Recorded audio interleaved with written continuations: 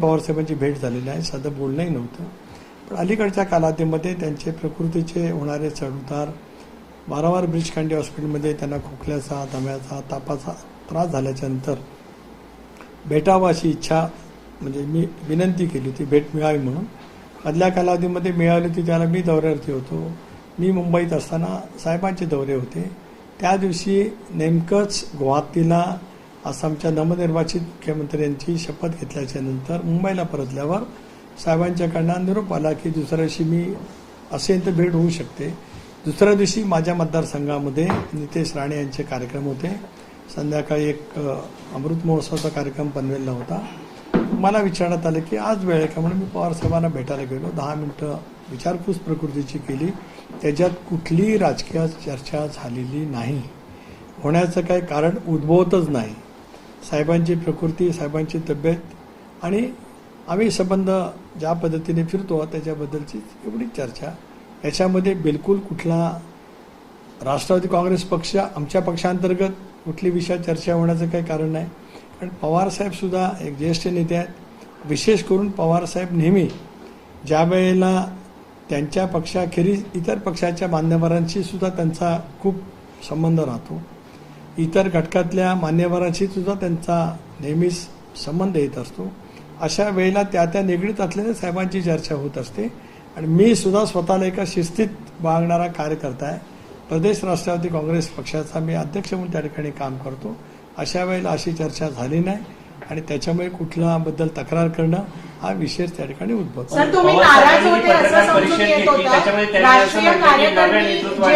तुमच्या कार्याचा विचार करावा. तुमच्या आणि प्रफुल्ल पटेलांचं दोघांचं कौतुक केलंय पवारांनी, म्हणाले नव्या नेतृत्वाने विचार करावा. एक असं आहे की पवार साहेबांनी कोणाला काय सल्ला द्यावा हा पवार साहेबांचा वडिलकीचा अधिकार 6 दशकाच्या कामातून त्यांनी मिळवलेला आहे. एक साहेबांना कोणीतरी प्रश्न विचारला त्याच्याबद्दल मला असं, कारण मी जे साहेबांची पत्रकार परिषद पाहिली त्याच्यातलं आहे. एक खरं आहे की मी गेले 87-88 पासून साहेबांच्या सोबत काम करत होतो. त्याला साहेब मुख्यमंत्री होते. साहेब ज्या वेळेला केंद्रामध्ये संरक्षण मंत्री होते त्यावेळेला मी जिल्हा परिषदाध्यक्ष झालो. साहेब पुन्हा राज्यात मुख्यमंत्री होते त्यावेळेला मी जिल्हा परिषदाध्यक्ष होतो. 95ला काँग्रेसचं तिकीट दिलं त्यावेळेला साहेब, अंतुले साहेब या सर्वांची मदत झाली. मी विधिमंडळ पक्षाचा मला सरचिटणीस साहेबांनी केला होता. त्याच्यामुळे नंतर राष्ट्रवादी काँग्रेस पक्षामध्ये सहभागी झाल्यावर राज्यमंत्री झालो. 3 जिल्ह्याची जबाबदारी दिली. मी प्रदेश राष्ट्रवादीचा अध्यक्ष एकत्रित राष्ट्रवादीमध्ये 14 ते 18 काम केलेलं आहे. त्यामुळे साहेबांना आमच्या कामाची, संघटनेमध्ये असलेल्या कामाची माहिती असल्यामुळे साहेबांनी मोठ्या मनाने ते वक्तव्य केलं असेल. त्याच्याबद्दल तुमच्या मनात काही तक्रार नाही, कुठला संबंध? पार्थ पवारांच्याबद्दल तक्रार असण्याचं काय कारण आहे? एक तर पार्थ पवार असतील, जय पवार असतील, दादांच्या दुर्दैवी अकाली निधनाच्या नंतर ते सक्रिय राजकारणामध्ये सहभागी आहेत. पूर्वी होते का तर होते, पण सक्रिय होणं, जसं मी 77 पासून 75 पासून polling agent, booth agent, counting agent म्हणून काम केले. पण 84ला माझे वडील वारले आणि मग मी तालुका काँग्रेसचा सरचिटणीस झालो, तालुका काँग्रेसचा अध्यक्ष झालो, जिल्हा आयुक्त झालो.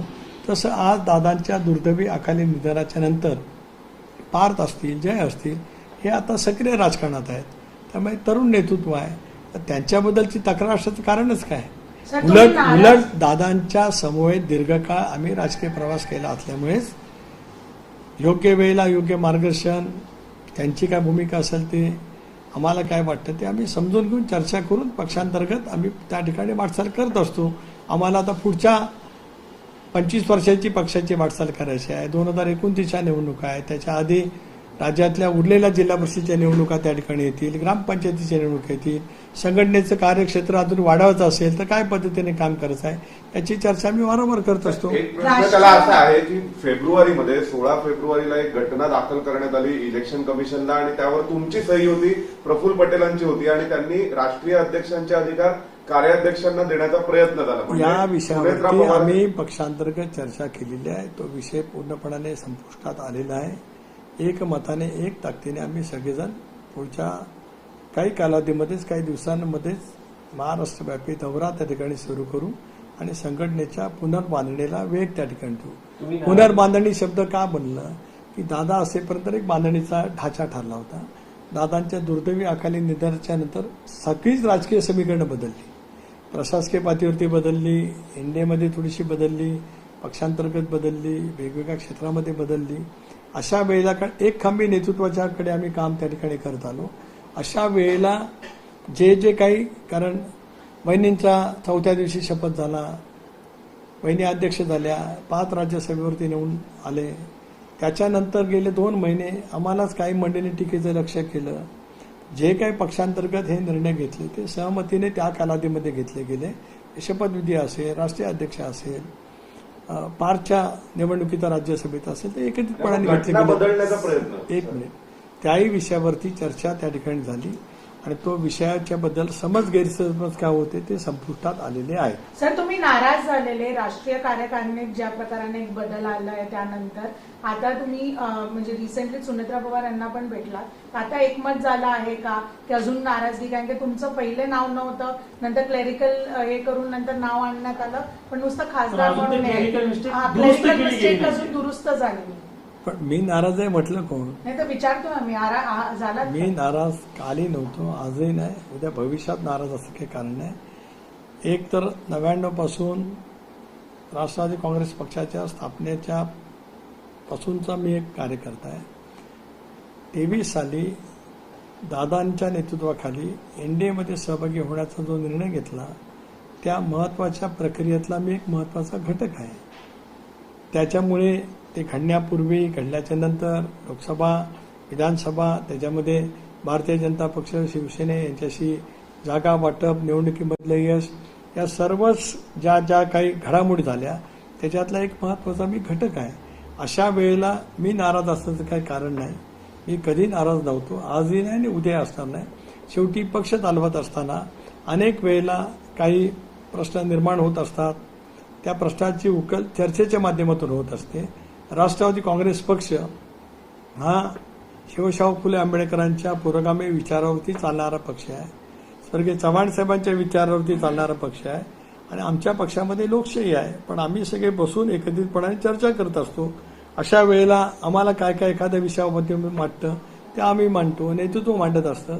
पण जे काय निर्णय होतात ते एकमताने होतात. सर, पण तुम्ही नाराज नाहीये, पण तुमच्यावर कोणी नाराज झालं का? त्यांनी पक्ष घटना बदलण्याचा प्रयत्न झाला. मी आपल्याला वारंवार सांगितलं की त्या विषयावरती सखोल चर्चा होऊन तो विषय पूर्णपणाने संपुष्टात आलेला आहे. सर, क्लॅरिकल एरर कधी करेक्ट होणार? सर, एक मिनिट शिवाजीजी, सर, क्लॅरिकल एरर कधी करेक्ट होणार? कारण की सुनेत्रा पवार यांनी ट्विट करून सांगितलेलं ते सुद्धा जो विषय आहे तो 4-5 दिवसात संपेल.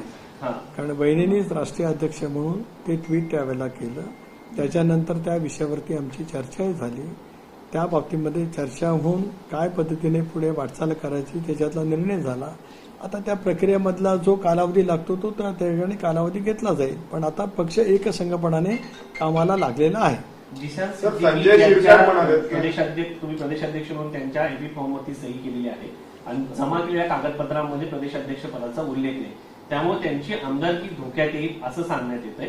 तुमची काय याच्या संदर्भात? नाही, मी आपल्याला आताही सांगतो होती की जिशान सिद्दीकीचा अर्ज ज्यावेळेला भरला त्यावेळेला ए फॉर्म हे राष्ट्रीय अध्यक्ष सही करून देत असतात की बी फॉर्म सही करायचा अधिकार कोणाला?